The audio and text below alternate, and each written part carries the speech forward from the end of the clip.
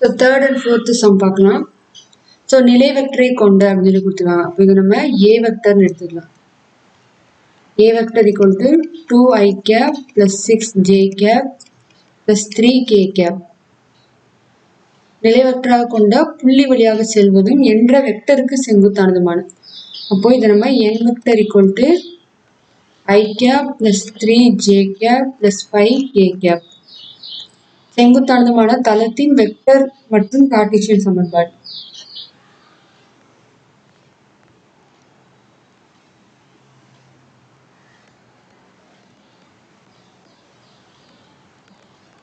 Vector சமன்பாடு வந்து r vector minus a vector dot n vector equal to 0.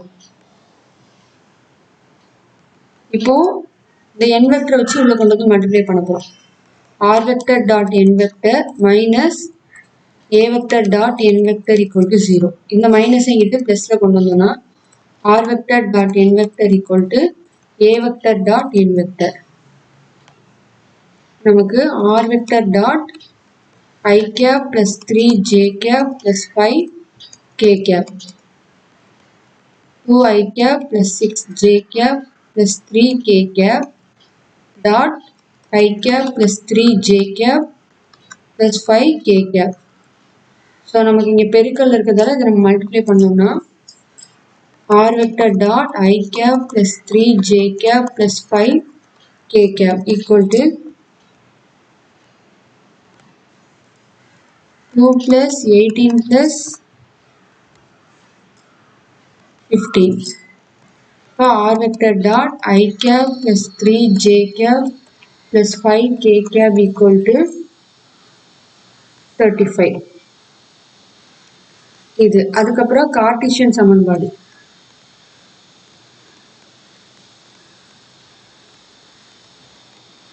So r வெக்டருக்கு பதிலாக நம்ம xi cap plus yj cap plus zk cap போடணும். So இதை வந்து நம்ம r vector dot I cap plus 3j cap plus 5k cap equal to 35 கண்டுபிடிச்சிருக்கோமா? r வெக்டருக்கு பதிலாக xi cap plus yj cap plus zk cap I cap plus 3j cap plus 5k cap equal to 35. நடுவில் நமக்கு பெருக்கல் மெத்தட்ல இருக்கிறதால x plus 3y plus 5z equal to 35.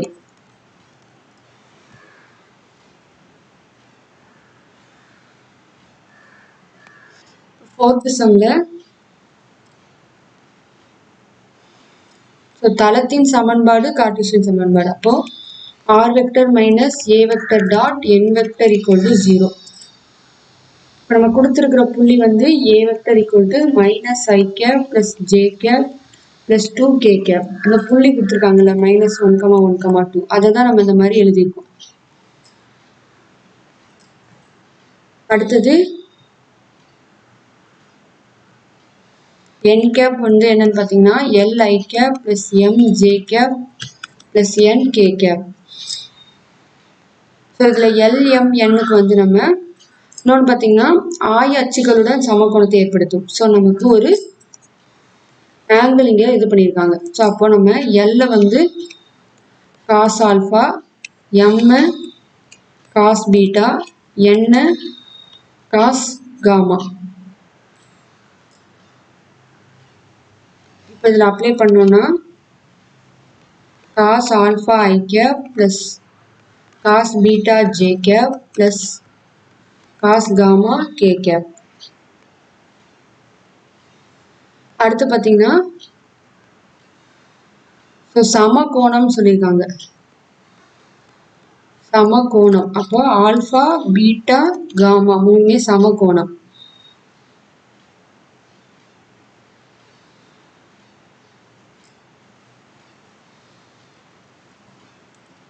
அப்போ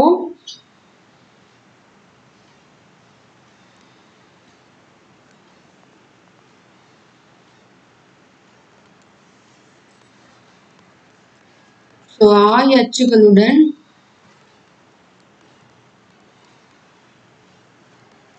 அப்படின்னா நமக்கு L squared + M squared + N squared = 1. இப்போ LM என்னன்னு தெரியும். அதாவது cos squared alpha cos squared beta cos squared gamma = 1. நமக்கு தான் alpha beta gamma equal. So இந்த பீட்டா காமாக்கு பதிலாக நம்ம ஆல்ஃபா என்ன செய்யலாம், அப்ளை பண்ணலாம். இப்போ cos squared alpha plus cos squared alpha plus cos squared alpha = 1. So அப்போ 3 cos squared alpha = 1. So cos squared alpha = 1/3. cos alpha = plus or minus 1/√3.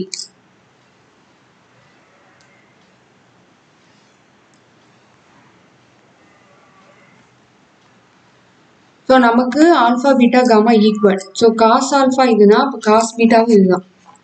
அதாவது காஸ் ஆல்ஃபா நம்ம ப்ளஸில் எடுத்துக்கலாம் 1/√3. ஏன்னா இதுக்கு அர்த்தம் என்னது, 1/√3 மைனஸ் 1/√3. ஸோ நம்ம மைனஸ் எடுக்காமல் ப்ளஸில் எடுத்துக்கலாம். இப்போ காஸ் பீட்டாவும் நமக்கு 1/√3.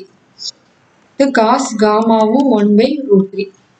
இப்போ காஸ் ஆல்ஃபா காஸ் பீட்டானா நமக்கு என்னது, LMN.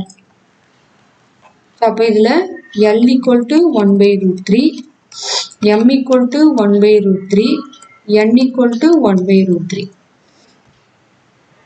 இதை எடுத்துட்டு வந்து நம்ம இந்த N கேப் இருக்குல்ல, இந்த LMN அப்ளை பண்ண போகிறோம். So N cap = 1/√3 I cap 1/√3 J cap 1/√3 K cap. அப்போ N கேப் ஸோ அப்போ நம்ம என்ன பண்ணலாம், இது N வெக்டரா மாற்றலாம். N vector = 3√3 N cap.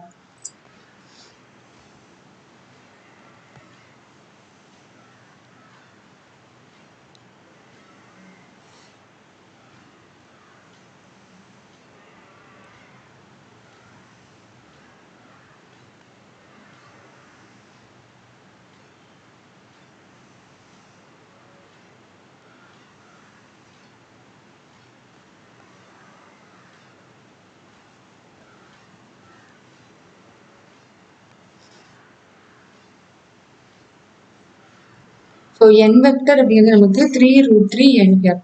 So அப்போ N வெக்டர் = 3√3 N கேப் வந்து என்னது, நம்ம இங்கே கண்டுபிடிச்சிருக்கிறது 1/√3 I cap 1/√3 J cap 1/√3 K cap. இப்போ 3√3 இதுலேருந்து ஒரு √3 1/√3 வெளியில் எடுத்துட்டோம்னா I cap + J cap + K cap. So √3 cancel ஆகிடும். 3 I cap + J cap + K cap. இதான் N வெக்டர். இப்போ நமக்கு இந்த ஃபார்முலாக்கு தேவையான N வெக்டர் கிடைச்சிருச்சு. A வெக்டர் ஏற்கனவே கொடுத்துருக்காங்க. ஸோ N வெக்டர் கண்டுபிடிக்கிறதுக்கு தான் இதை N கேப்னு எடுத்திருக்கோம். இந்த LMN வந்து நமக்கு கோணங்கள் கொடுத்ததால, சம கோணங்கிறதால அதுக்கு ஒரு காஸ் ஆல்ஃபா பீட்டா காமான்னு எடுத்துக்கிட்டோம். இதில் நமக்கு சம கோணங்கிறதால தீட்டா வந்து சமம், அதாவது தீட்டாங்கிறத நம்ம இந்த மாதிரி எடுத்துருவோம். ஸோ ஆல்ஃபா பீட்டா காமா மூணுமே equal.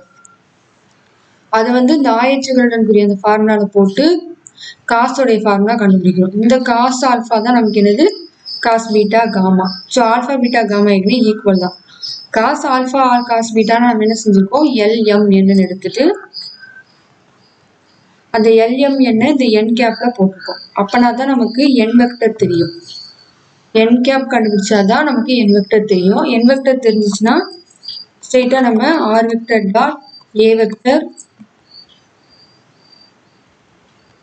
R vector minus A vector dot N vector = 0 நமக்கு தெரியும். இப்போ R vector minus I cap + J cap + 2K gap.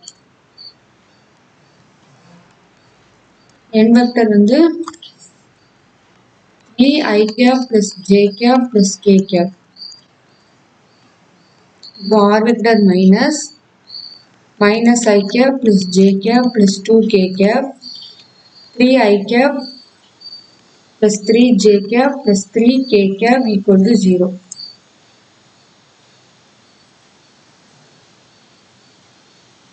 So இதை வச்சு இதையும், இது வந்து இன்னும் அதே பெரிய பிராக்கெட் தான், இதை வச்சு இதையும் பண்ணணும். r vector dot 3i cap plus 3j cap plus 3k cap minus I cap plus j cap plus 2k cap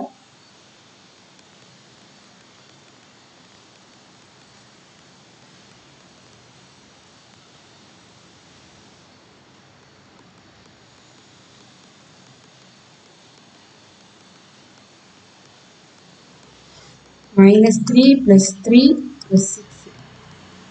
Plus minus cancel ஆயிரும்.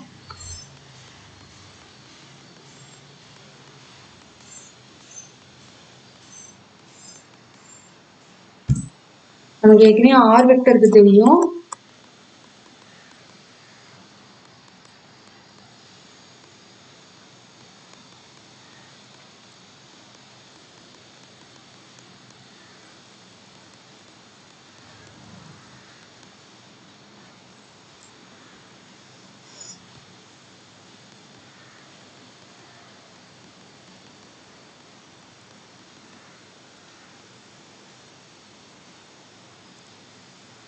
இப்போ இந்த ஐயும் சமப்படுத்தணும்னா 3x plus 3y plus 3z equal to 6.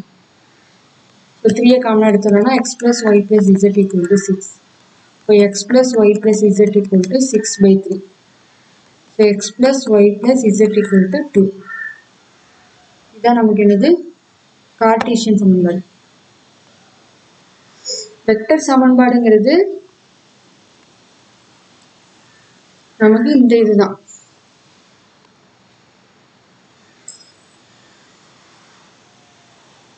Just நம்ம apply பண்றது தான் vector சமன்பாடு.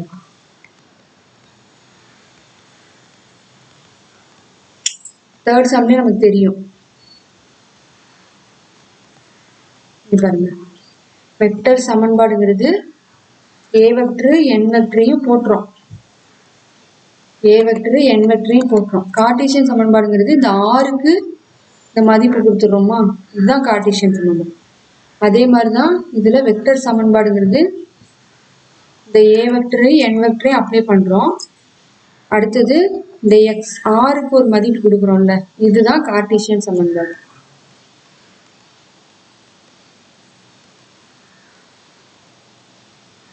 இங்கே நம்ம கார்ட்டீசியன் சமன்பாடு ஸ்டார்ட் ஆயிடுது. கார்ட்டீசியன் சமன்பாடுனாலே r வெக்டருக்கு xi cap yj cap zk cap